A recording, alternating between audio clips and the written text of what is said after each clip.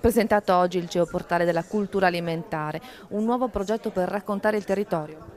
Esatto, è una piattaforma nazionale, un progetto pilota del Ministero dei Beni e delle Attività Culturali e del Turismo che getta un focus importante sul patrimonio culturale legato all'alimentazione, quindi alla cultura dell'alimentazione.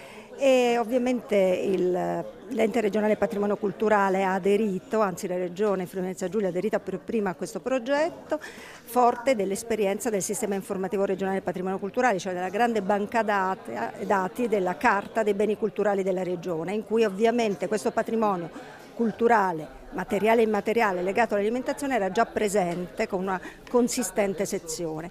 È stato inoltre arricchito con numerose videonarrazioni, ormai circa 14 videonarrazioni prodotte dagli ecomusei della rete ecomuseale regionale.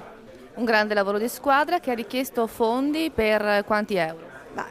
Oltre 60.000 euro, però sono stati investimenti importanti, molto significativi, che hanno dato dei risultati eccellenti, perché ciascuna di queste videonarrazioni, ma soprattutto le 10.000 schede che abbiamo inserito, sono ormai una vetrina nazionale e internazionale del patrimonio culturale legato al cibo di questa regione.